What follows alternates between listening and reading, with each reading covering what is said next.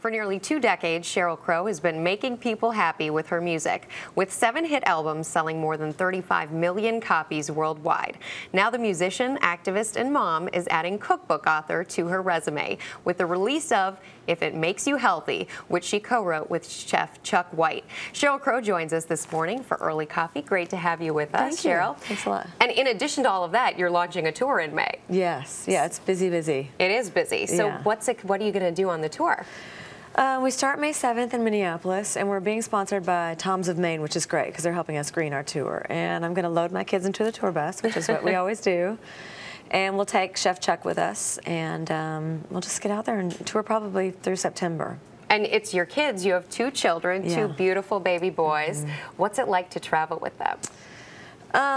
It's challenging. I think just being a working mom is challenging, but I'm lucky because most of my work actually happens after they go to bed.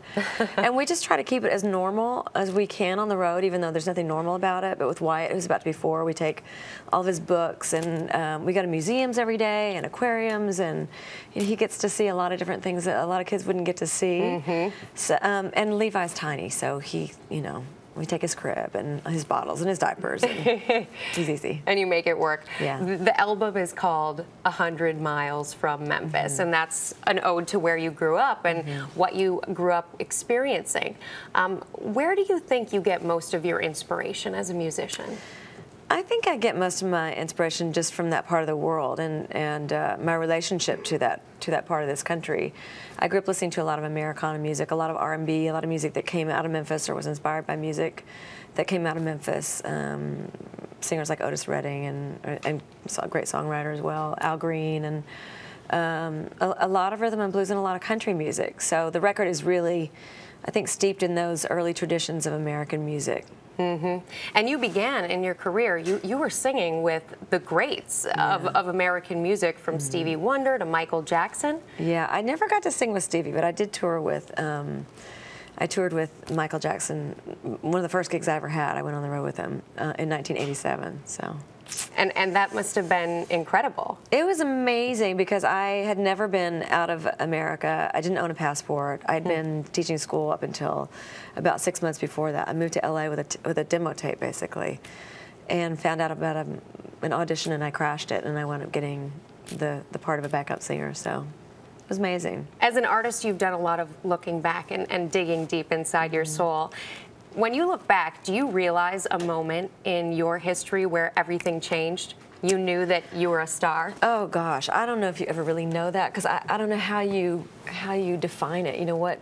What I grew up thinking a star was black and white pictures in Rolling Stone magazine. There was no MTV. There were no entertainment channels. In fact, there wasn't even cable. That to date myself, but so there was really a mystery around what that meant. You just basically saw some live clips on Friday night TV, and it was much more glamorous than what it is now, because we know every single thing about our celebrities. I don't think I ever had that moment, but I do know that after I was diagnosed with breast cancer and I came back and toured that first tour after having gone through treatment, I did feel differently about what I was doing. I felt like the connection with the people I was playing for was much more, really, it was more definable to me in that it was a heart feeling. People who were really yearning to make a connection, yearning to get away just for 2 hours from the chaos that goes on around all of us, and it just meant so much more to me. And that inspired the cookbook. Yeah, actually it did. And once I was diagnosed, I really wanted to know more about how the body functions and why somebody like me would get breast cancer when it's not in my family, and I was super healthy and exercised. And I mean, I ate pretty good, except for I was having to eat out of room service menus, basically. And the more I learned, the more I felt, gosh, there's so much that we don't know that we could incorporate into our eating in our daily lives and in raising our kids. And it's super, super simple practices. So I got together with Chef Chuck, who's an amazing cook from Nashville.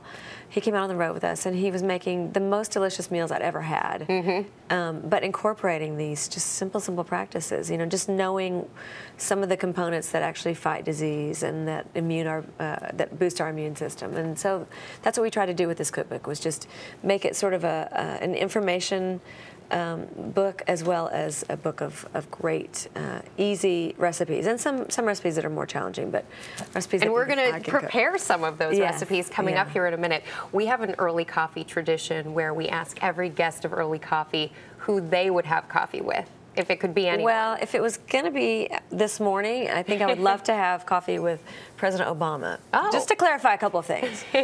So.